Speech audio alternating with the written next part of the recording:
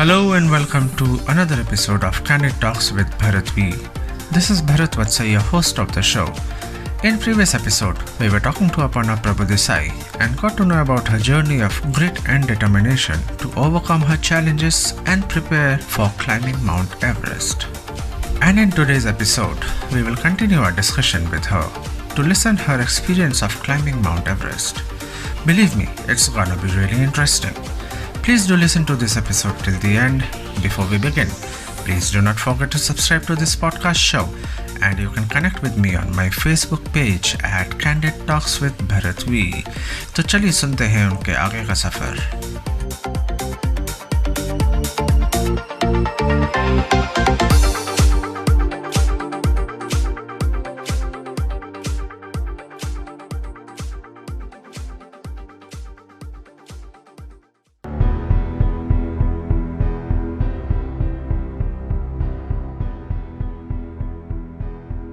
This is Aparna Prabhudesai, a mountaineer, a cyclist, a runner. Come, listen to me talk and share this journey. मेरे साथ इस सफर पे चलिए और आप मुझे सुन रहे हैं on Candid Talks with Bharat V.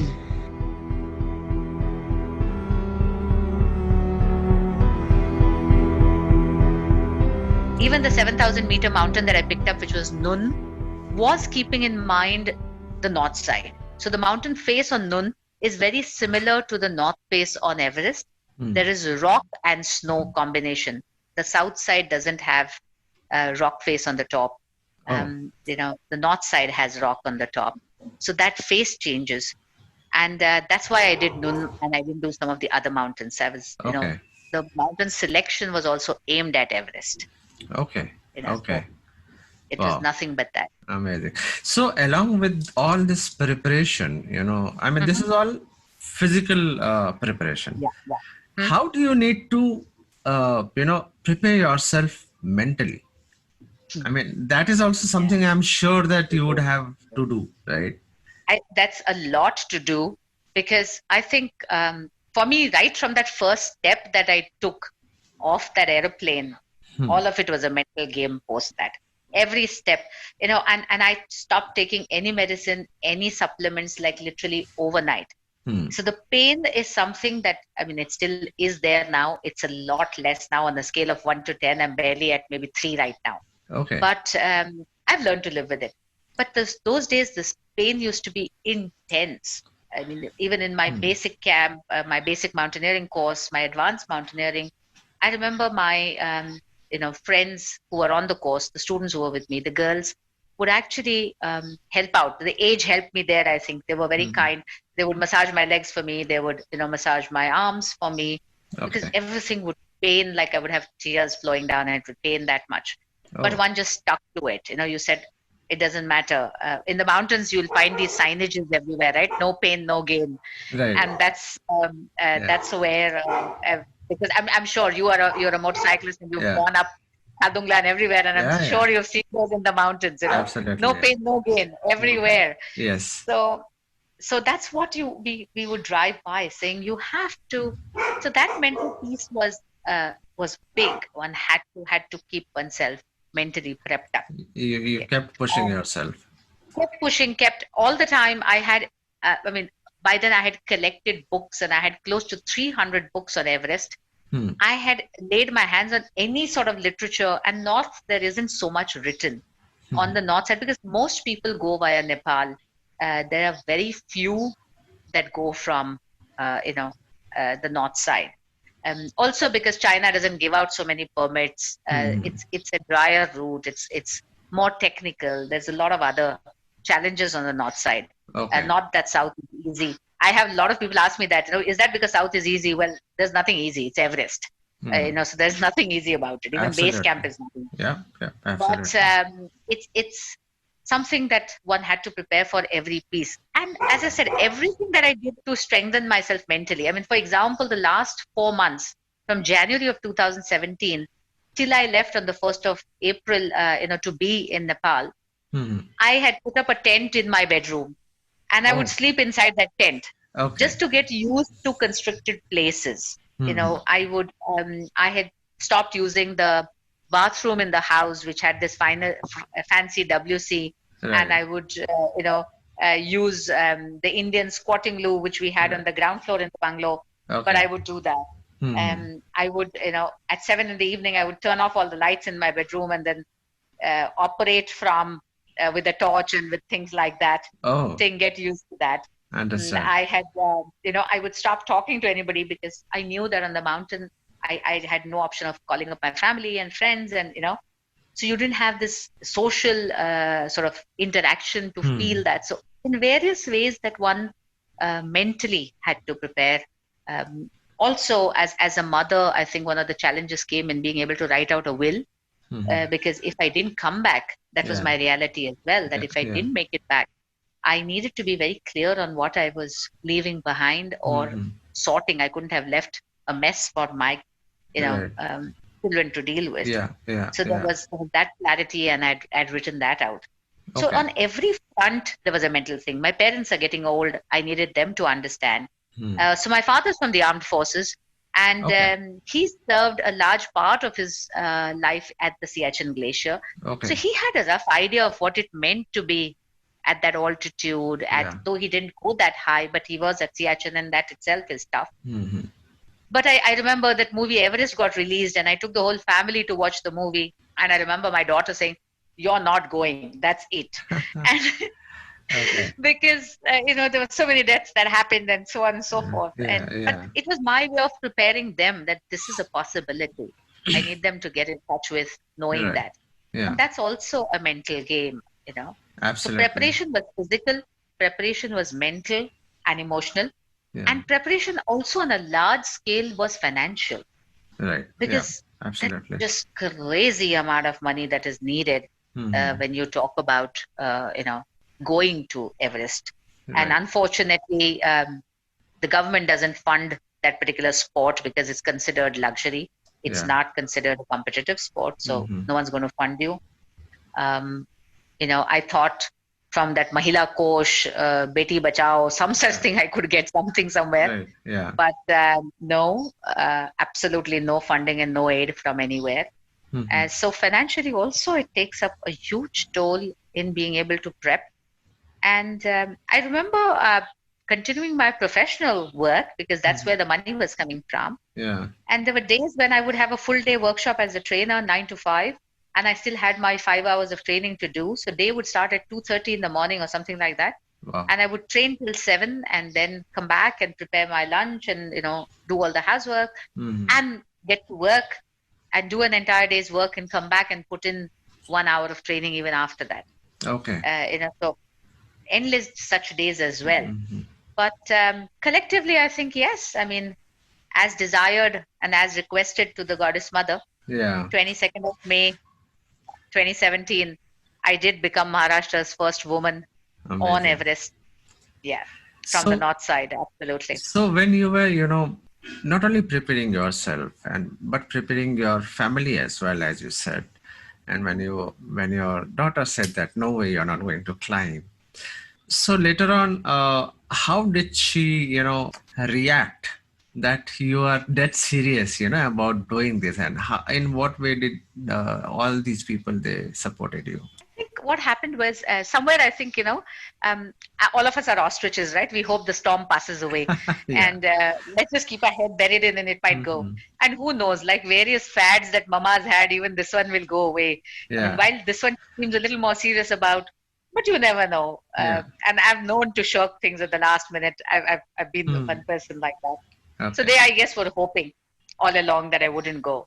However, just before I left, and as I mentioned to you, I had this really thick and long hair. And just before I left for Everest, I had it all chopped off. Like, because the balaclava that you wear in that cold, for that thing to fit snug, you can't possibly have long hair. I also knew my 55 days or almost 2 months of expedition, there was going to be no bath, no water, all of that, and lengthy hair and maintaining would have been a challenge. So I remember going and getting my hair chopped like really tiny chopped. And I came back home and my mother, poor thing, she was literally crying. And my daughter sat down on that chair and said, okay, she's really going. I mean, that was Okay. because Okay. And you didn't tell anybody before you went to Yes, I, the. I kept threatening to. I kept, because I was so unhappy about it. I Hmm. kept sort of all the time crying about it, saying, "Oh my God, I'm going to have to get my hair cut. Oh my God, I'm going to have to get my hair cut." Right. And I kept saying that.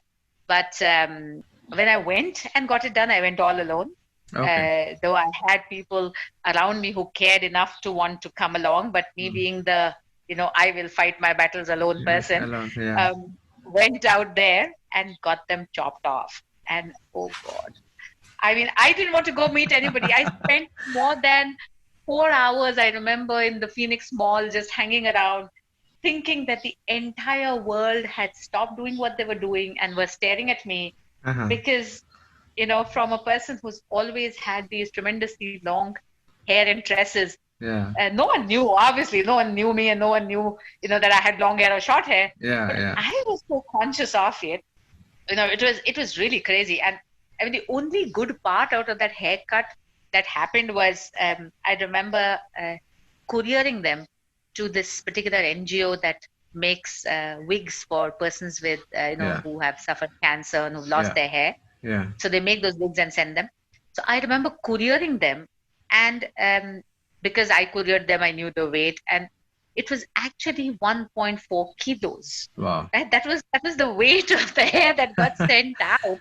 So it was a lot of hair, Uh, and there I was knocked it all off. hmm.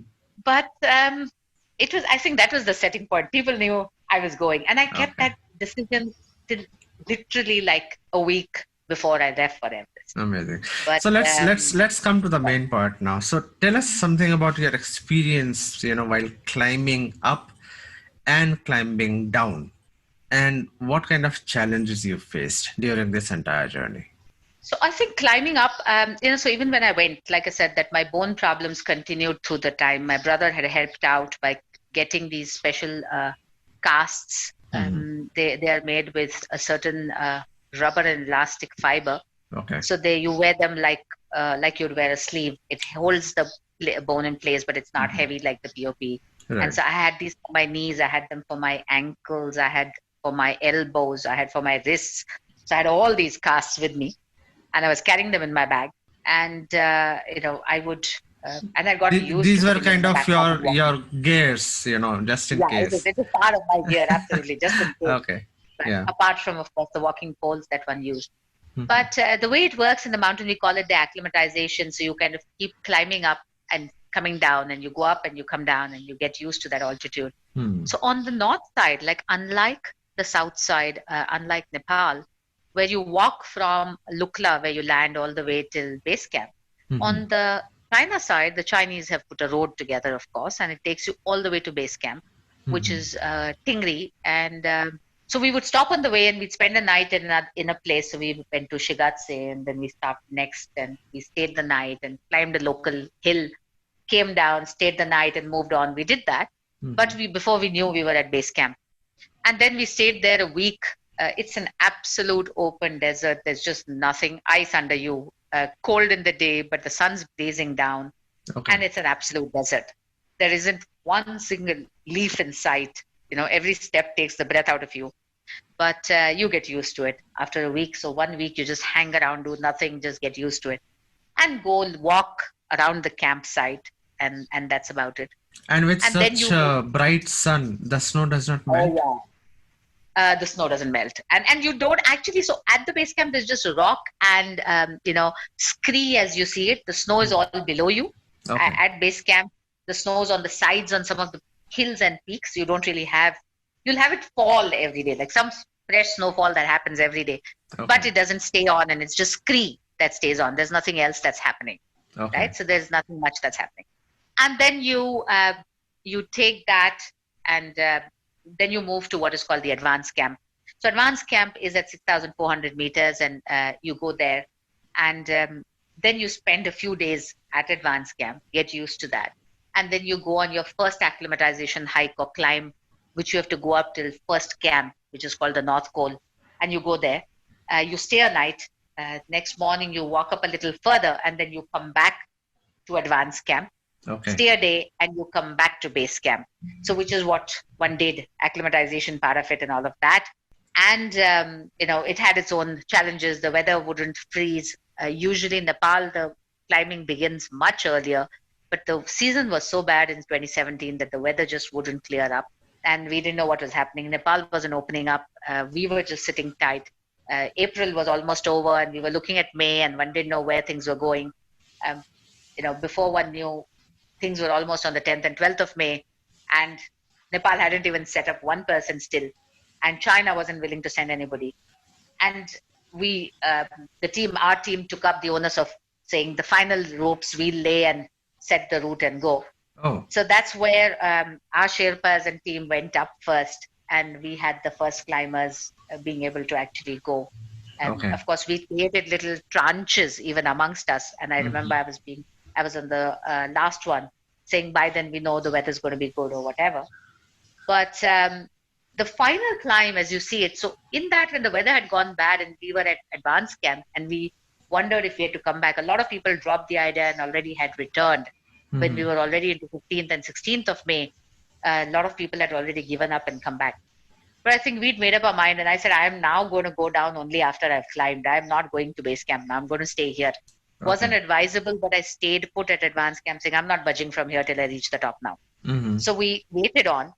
And sure enough, on the 20th, because you have to have 3 clear day window available from weather point of view to be able to go and climb. Because the actual climb is going to be sort of 3 days. It's looking at day 1, I start climbing and I go to camp 1. I stay the night. Day 2, I start from camp 1 and I reach camp 2 and I stay the night. And day 3, I start off, I climb, I reach summit camp by afternoon. I rest. And after I've rested, my summit push begins on night of the 3rd day. Oh, so the it happens in the night. Yeah.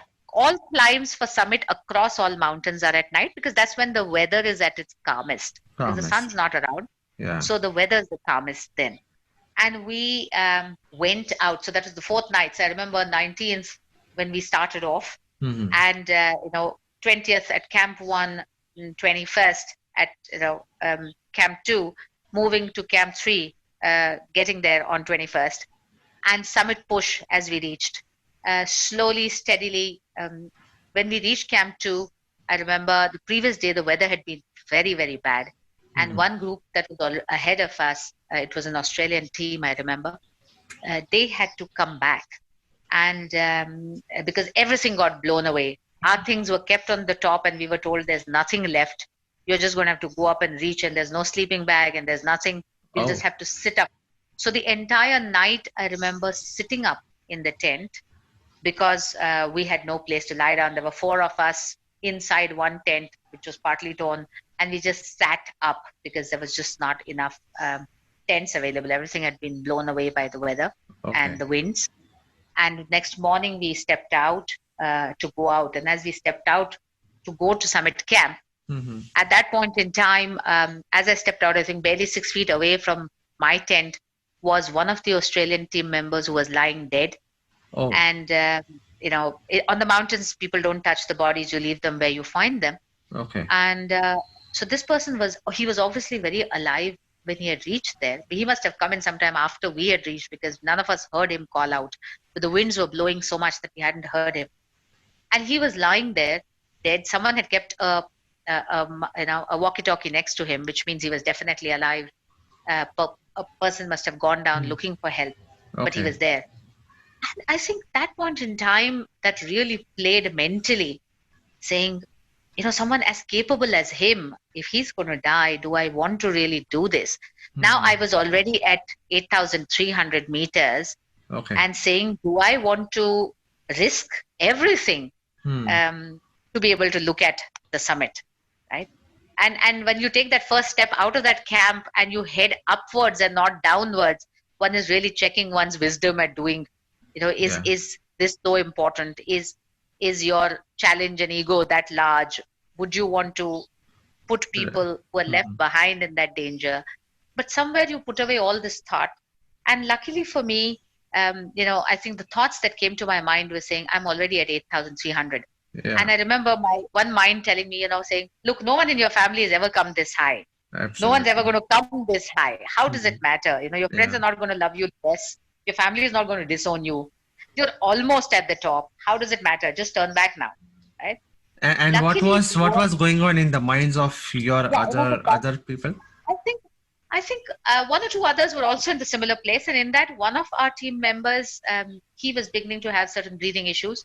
Young boy from Nashik, he was the Okay. only other one from Maharashtra, and on the mountain at that time in 2017 on the north side, and they were already telling him he's going to have to turn back. And I remember this young boy, crying to me saying, "Ma'am, they're sending me back, and I don't want to go." And I said, "Beta, your life is more important. You're slowing down, and you need to go back. That's more important." And we did send him back, and it was not a happy feeling. This was, of course, after we started climbing towards the top halfway again. So we were barely 300 meters short of the top, and I saw him go back, and I said, "Here I am advising him that life is more important, and I am looking at pushing myself to the top. Yeah. And could I do this?" And I said, "I'm almost at the top. I can turn back from here. It's okay." And that was what my mind was telling me. And I remember, luckily, the word I had used in my own self-talk was, "I'm almost at the top." Yeah. And somewhere that bell rang that said, "You're almost at the top. You're not at the top." Yeah. That is the difference. And I think that Right. snapped some me. I said, "Okay, put your head down." And I remember my Sherpa asking me, "Didi, वापस जाएं?" And I'm saying, "नहीं, वापस नहीं जाएंगे. We are going ahead. वापस नहीं जाएंगे." Okay. And I took the next step and we moved forward. And we were sort of, I just took one step after the other. And next I knew I was on the top. I Wow. was there way earlier than planned. So Okay. it was local time in China, and Tibet was 6 in the morning. I remember it was about 10 past 4, I think, back in India. But I knew, and I was on top of the mountain. It was still slightly dark. The sun hadn't come up, but the sun comes up very early in the mountain. And I had these grand plans of saying, I'm going to go to the top and do this whole Sashtang Namaskar on the top and all that jazz. Okay. Utni jagah hi nahi hai upar. Achha. It's barely like a 5 foot by 6 foot kind of space. Oh. Or south or north, dono se aane wale log ab upar aake mil rahe hain. Everybody, it's a bit of a crowd there. Yeah. People are coming up. You get barely a few minutes and you have to turn back to start coming down. So you Okay. take that one mandatory photo because you need that photo on the top. Yeah. So I remember getting that picture clicked. I took my oxygen mask off my nose so Okay. that I'm recognized. It's Yeah. me. Yeah. And that photo got taken. I'm trying to smile. I look more like I'm dying of horror and pain kind of a picture it is. But I got that picture and we were ready to turn back. And I But think even at that time you also held Indian flag in your hands when Yes, you took I that. did. So, I did. so Yeah. how So how was that feeling? that happened later, actually. What happened was once I reached, like I said, that whole Sashtang Namaskar didn't happen.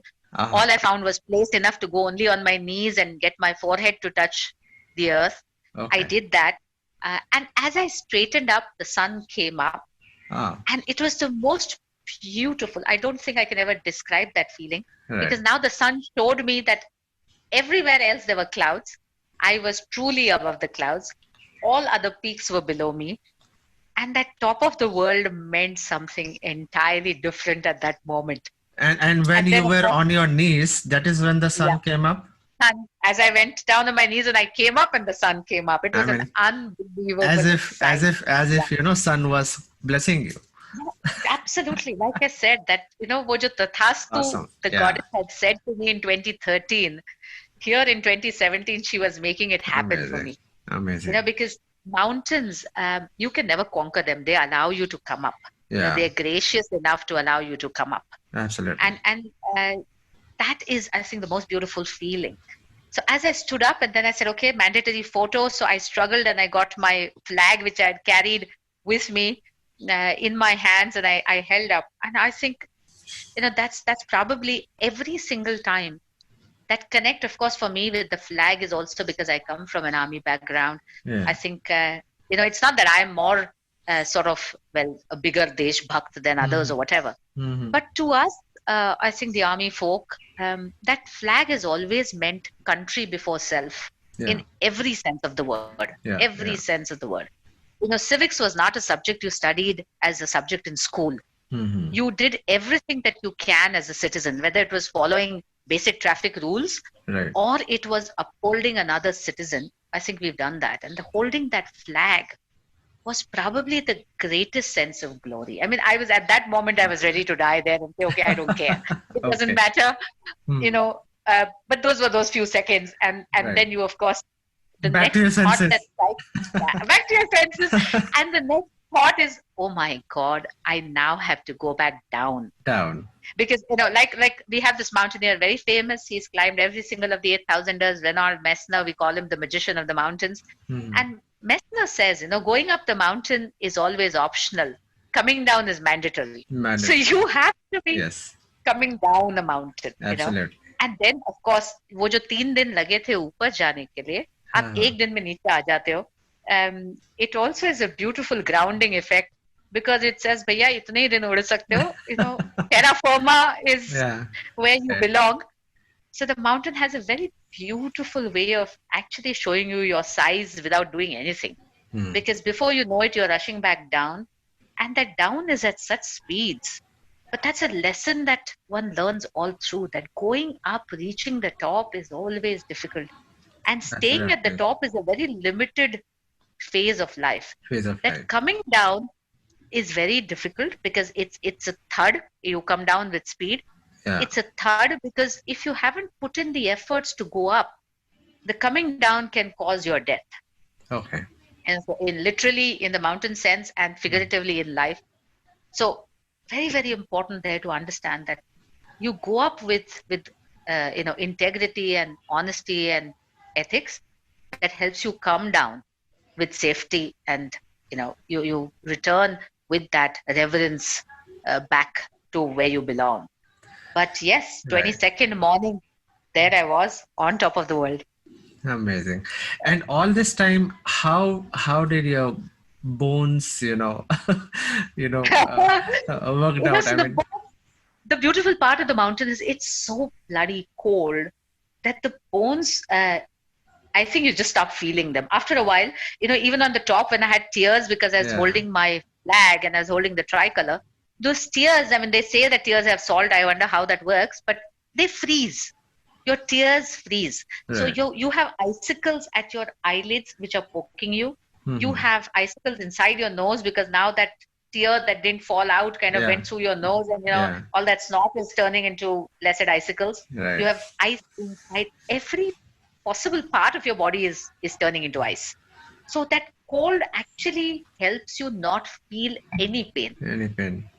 That intensity of the cold, because I remember when we climbed, it was a warm night that night, and we were doing minus 56, by the way, when I say warm night, but it was crazy cold. Yeah, I can completely agree because I myself have been able to, be in a situation where it was minus 45 degree. Yeah, I can imagine. And it was biting cold. I mean, for a jiffy, if you take out your hand outside, that's it. You obviously have to put it back inside and take out another one. So you'll have to keep on juggling with that. So doing that, yeah. I mean, I've had people who have asked me, saying, how could you not take photographs? I said, sweetheart, I was just too worried about keeping my hands in touch. Who cares a damn about those photographs?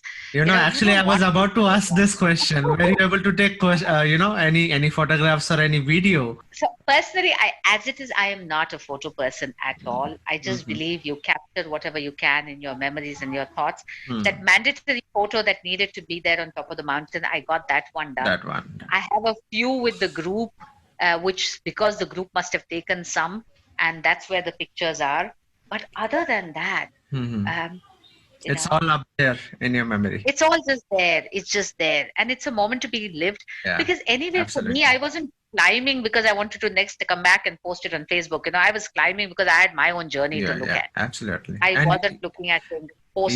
You are still in touch with all those people in that group? Yeah, very much. Amazing. In touch with the people of the group, in touch with the operator. We're looking to do some work together, looking to go back. Because for me, after that 2013 climb to base camp, every single year I have gone back to base camp. to Nepal every single year. And 17 was the only year that I didn't go on the south side base camp and I went on the north side instead. But 18, I went back to say thank you to the goddess, of course. And 2018, I did the base camp trek twice. So I lead a trek to base camp every single year. And inevitably, friends join in and people join in. And it's an open trek invitation for everybody. But every single year, we add one more trek. I usually do two in that summertime.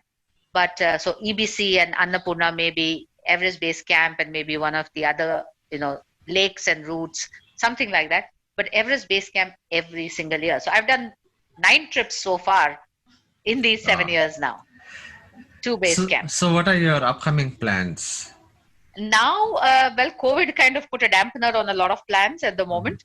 But looking for the season to open up, I am hoping by December something opens up and I see myself at least in Himachal. But next year, yes, I have a peak that I'm looking to climb. We also have started a new initiative saying support the Indian Himalayas because we've got some beautiful mountains right here. One doesn't have to go out. And they may be shorter in length, but they're far more technical and they're more mountain related. So those are some of the things that I'm looking to line up. But yes, definitely next summer is going to be back in the mountains. In the meantime, of course, running continues and cycling continues. Amazing. Okay. I believe you also have a Harley, right? Yes, that I shared with a friend of mine.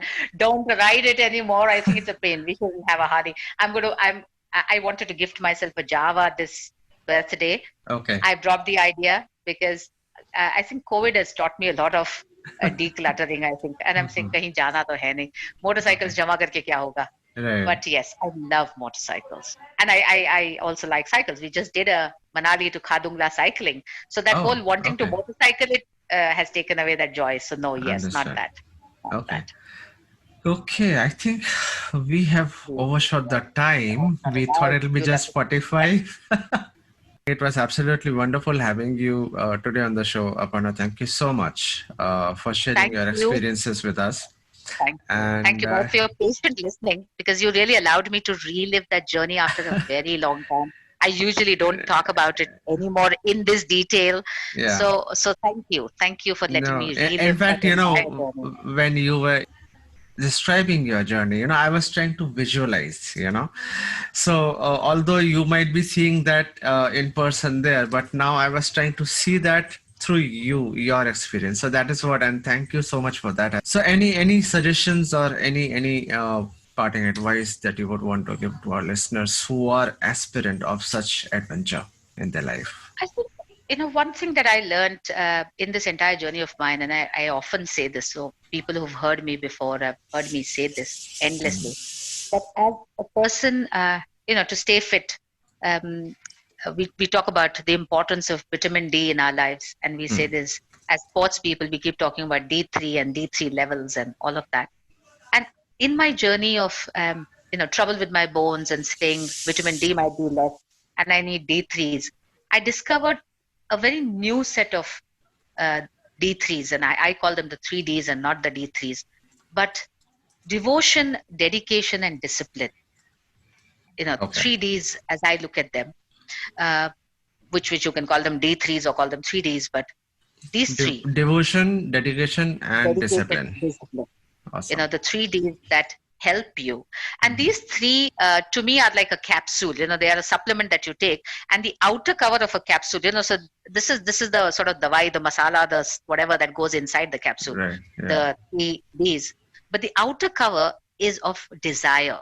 And that's another D, you have to first dream, have that desire, and put out that intent. Once you do that, once you desire something, once you have that dream, हमारे साथ दिक्कत ये है ना, हम लोग सपने भी नहीं देखते हैं यार. Right. कम से कम, have that dream. Once you have that dream, the universe is just waiting to help you fulfill it. Absolutely. But you have to have that dream. So don't stop short. Don't dream short. Dream big dreams, dream audacious dreams, dream larger than is possible for you. And then go out there with this devotion, dedication, and discipline, and all your dreams will come true. Whatever is your own Everest, go scale it. For me, it was a mountain. But for every one of us, we have our own Everest. Go climb your own Everest. But dream for that Everest. I think that's what's so important. Amazing. Thank you so much for that advice, Aparna. It was really wonderful talking to you and have you on the show today.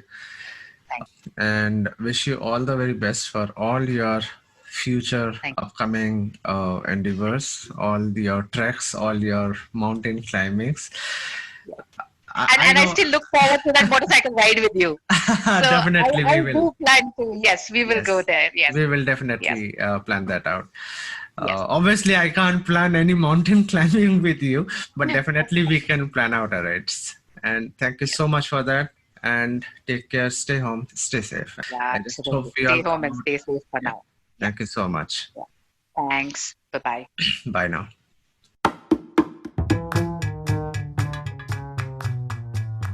From wheelchair to climbing Mount Everest, Aparna has the grit and willpower to scale mental and physical mountains.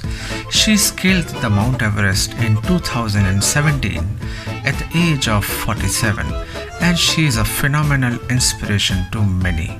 Thank you all so much for listening to this episode of the podcast show Candid Talks with Bharat V. If you like the show, please do like, subscribe and share with others. If listening on Apple Podcast, do not forget to rate 5 stars. If on Spotify or YouTube, do not forget to subscribe and share. इसके साथ हम आज का सफ़र यहीं समाप्त करते हैं. बहुत जल्द मुलाकात होगी अगले शो पर एक नए टॉपिक के साथ, नए लोगों के साथ, नए अंदाज में on Candid Talks with Bharat V. Stay home, stay safe. This is Bharat Vatsa signing off for today. दुआओं में याद रखना. जय हिंद.